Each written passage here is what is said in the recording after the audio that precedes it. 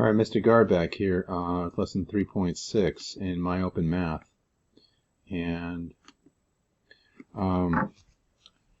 try to go over some problems here. So number one, it's asking about how do you solve an absolute value problem? Well, you set up two separate equations and you solve them. So let's say you have absolute value 2x plus 3 is equal to 7. Well, you'd set up two separate equations.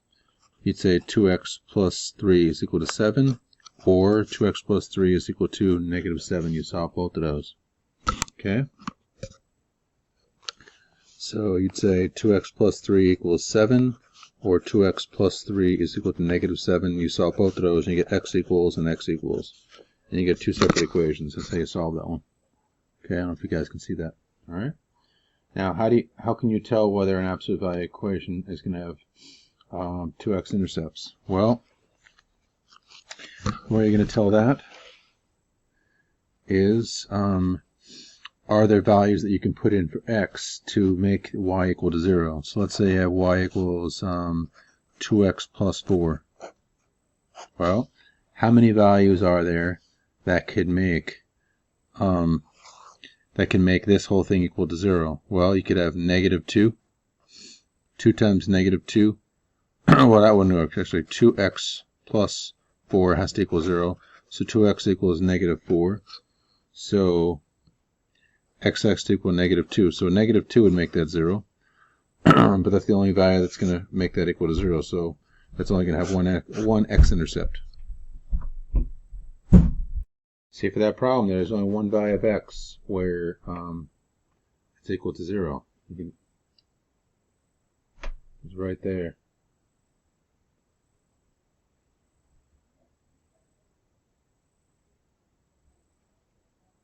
Right there, that's the only value where that equals 0. So that means that there's only one number you can put in for x here to make that 0. Okay? So you'd say 2x equals negative 4 and x equals negative 2. There's only one value that works. All right, that's how you know that. So if there were two numbers you can put in here for x that make the y equal 0, then it'd be 2. If there's none, then it'd be no y-intercepts at all. No x-intercepts, excuse me. So go back to MyOpenMath there in a second.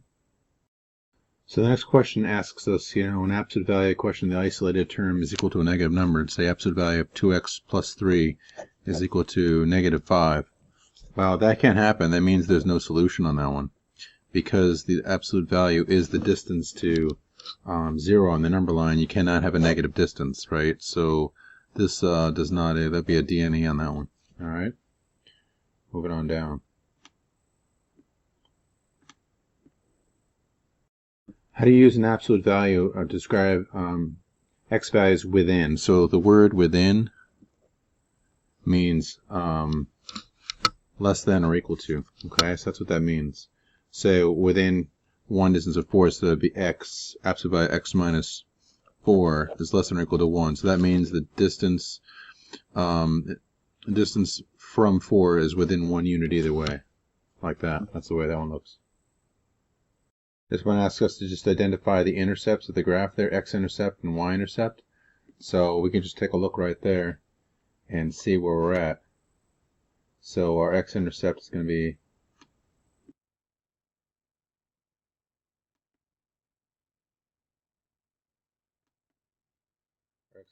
right there.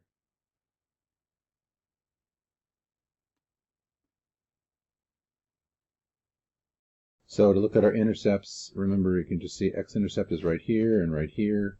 Write them as coordinates of a point there. So you'd have negative 1 comma 0. You'd have 3 comma 0. And your y-intercept looks like it's 0 comma 2. And that's why you type them in there as coordinates.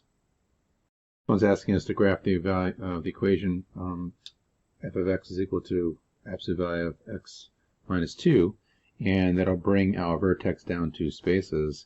It's increasing right here on this interval here and decreasing on this interval here. So you'd write that interval notation, so that'd be 0 comma infinity. Oops. 0 comma infinity for the increasing piece, and negative infinity comma 0 for the decreasing piece. And the domain, well, domain x could be anything here. So domain, you have negative infinity to infinity, no problem there.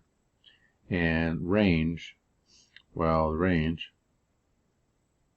you could have, this is domain, range could be, that's going to be 2 is the lowest point, negative 2 to positive infinity. This graph keeps on going. This is the graph y equals negative 1/2 x. So it's 0, 0, 0 is going to be 0 right there. I'm going to do this one by hand instead. So if you had 0, you know 0, 0 is going to be one of the points right there. And if you put a 2 in there, it's going to be negative 1. So you find that vertex. And then if you put a negative 2 in there, it'd also be negative 1. So you know it's going to be flipped upside down because of this negative sign right here. You know that negative flips it upside down. So we start out like this. We know it's going to flip upside down, and then it's going to be kind of wide because of the 1/2 there, that a factor there. That a is going to make it wide. So you probably can tell that already. So 4 is going to be negative 2. Negative 4 is going to be negative 2. So you're going to wind up getting a function like that. You can draw it. Something of that order like that. Okay, so what do you know from this? The negative turns it upside down. A half makes it wider. Okay, that's the basic idea for that one. This one has a 2 in front, right? So it's going to be skinnier, and it's also got a negative, so it's going to be facing downward. So we know it's going to be facing downward. We know it's downward. So put in 0. So 0, 0 is still going to be the vertex right there. And at 1 is going to be negative 2. Negative 1 is also going to be negative 2. Okay. So it's going to be very steep. It's going to be skinnier.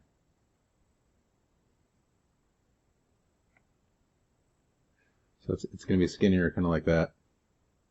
Just make a little table of numbers. That's what I would do. So x and y. Put any numbers you want in there for x. So it's 1, it's going to be negative 2. Sorry, my zoom gets out of the way here. 1, negative 2. It's going to be negative 1, negative 2, and so forth and so on. Make your points. Make a couple connecting on each side. 2 is going to be negative 4, and negative 2 is going to be negative 4. So you see how this is going to work. I've had enough of that one. So this one you can kind of tell that we have a horizontal change here. Inside we have a plus 3, right? So that means that we're going left 3. Okay, our value of h there. And k is 4, so that means we're going up 4. So we don't have a multiplier. There's no scaling, so we don't change the trajectory of the v, just moving it up and over. And that's what's happening here. So just going up, up, and over. And that's it for that one. In the lower right hand corner down here, the A is going to be vertically making it skinnier or making it wider. It's going to have a vertical scale. This is going to be a horizontal change left or right, and the K is going to either move us up or move us down. So that's what we're looking at right there. So we have to make an equation for the problem that's right here. And as you can tell from the problem that's on the screen, we take a look at, well, where's the x? Where's the vertex? Well, if we take a look at the vertex, where is the vertex? The vertex is at negative 4, negative 1. Negative 4, negative 1. So on that vertex, we know that it's moved down 1. So we know that k is going to equal negative 1. Okay. Then we have to find out x minus, so it's moved over 4 spaces.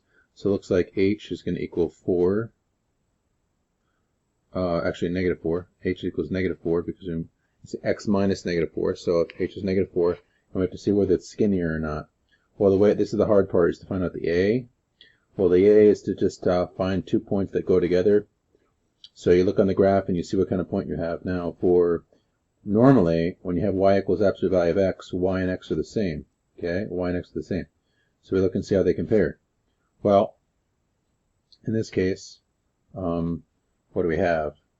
We have point 1. We have negative 3 comma negative looks like negative 3 comma negative 5. So negative 3 comma negative 5. Save another point there. We have negative 5, negative 5. We have the same. Negative 3.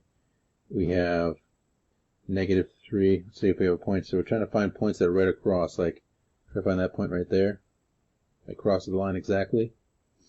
And see how those compare, what the slope is of that line. It looks like it's going to be 1/3 over 1 and down 3.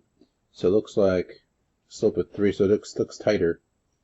The change in y is greater, so it looks like a change of 3 over 1. Looks like a negative 3 over 1.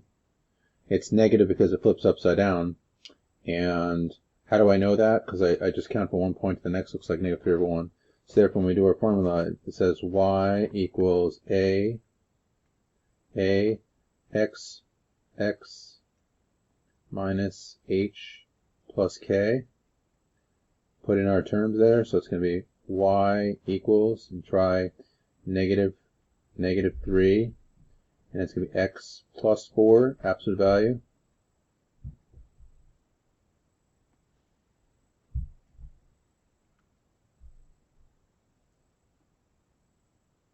X plus 4, absolute value, and then minus 1. It would be minus 1.